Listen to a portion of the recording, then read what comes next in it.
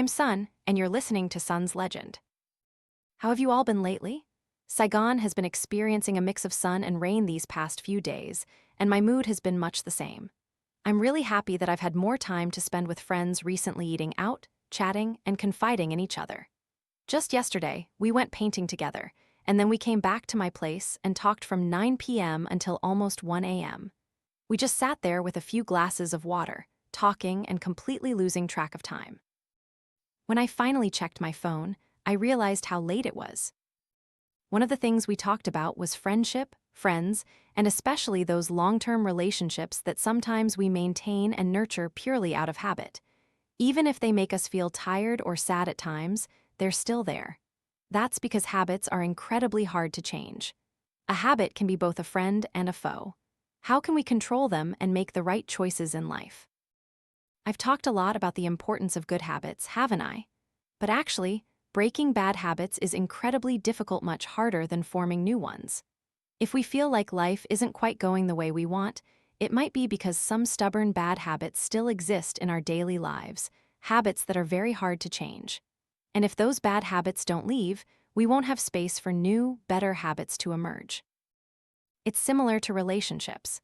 If we keep certain people in our lives simply because, oh, I've known them for a long time, and everything has become a habit, or even, I'm just too lazy to make new friends or find someone new to date.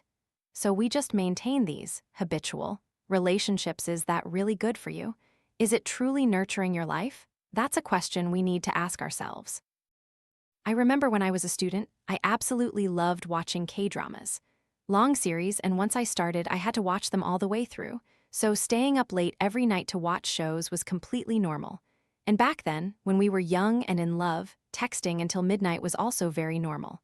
That's how staying up late became a part of my student life. At the time, I felt like the lord of time and health. I'd stay up late but never feel tired. I'd go to bed at 2 or 3 a.m., but still wake up at 6 or 7 a.m. the next day feeling totally fine, very fine. Until it wasn't fine anymore. Over time, especially now that I'm 28 compared to 20, almost 10 years later, so much has changed. It's also been enough time to gain experience and make better daily choices for myself.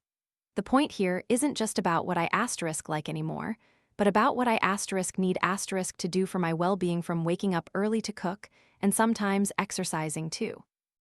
So gradually, I started going to bed very early because it becomes quite natural.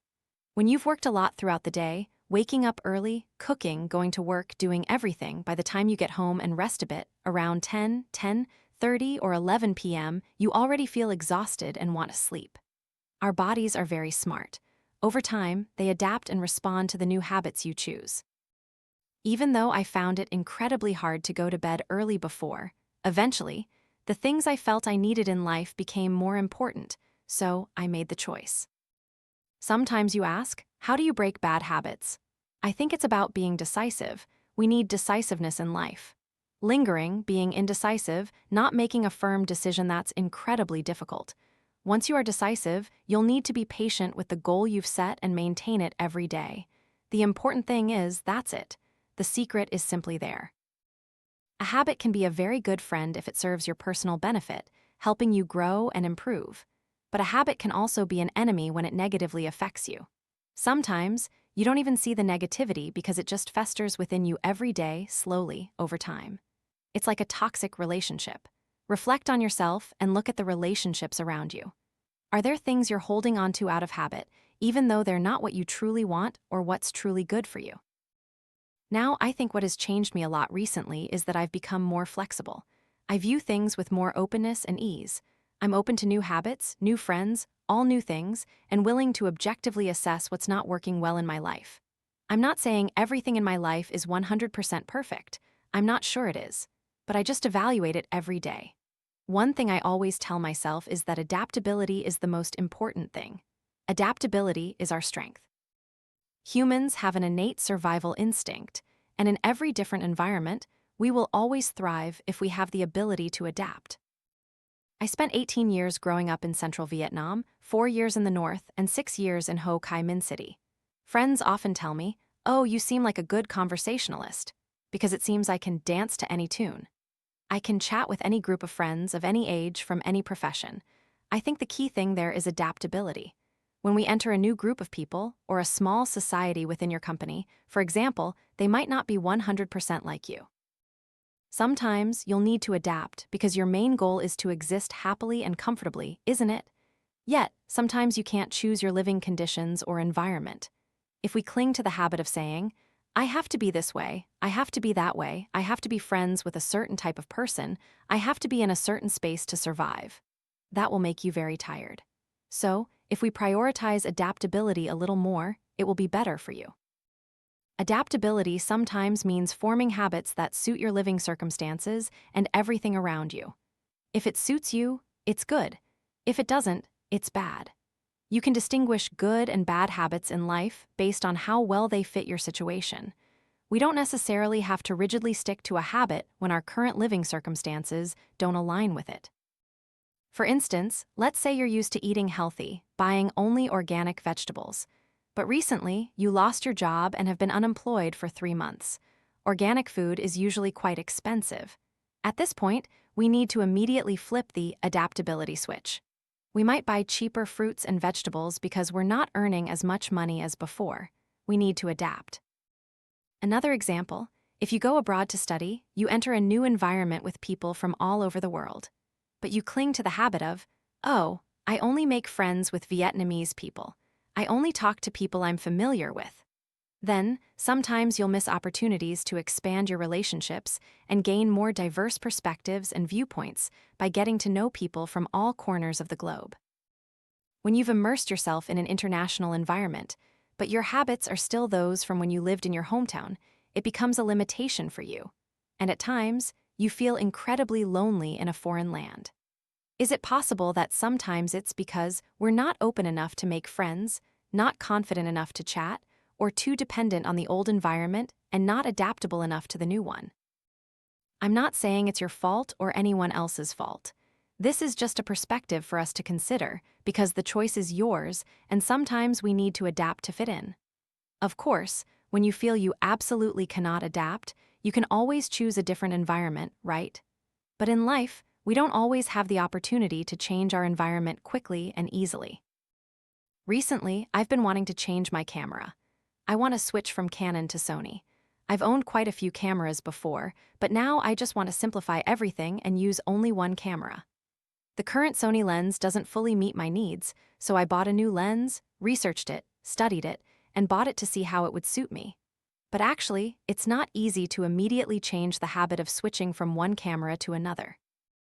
I understand the difficulty when we end an old habit to embrace a new one. Old things are always so familiar. They don't make us spend time getting used to them, renewing them, or making everything as convenient as possible. I've always shot with my M50. I've used it for many years and got used to the lighting, colors, aperture, exposure, all the settings on the camera. I was so familiar with them. And after shooting and having the video, I also knew how to color grade it appropriately, how to compose it, and so on. So when I decided to use only one camera, I had to research a lot about the new camera.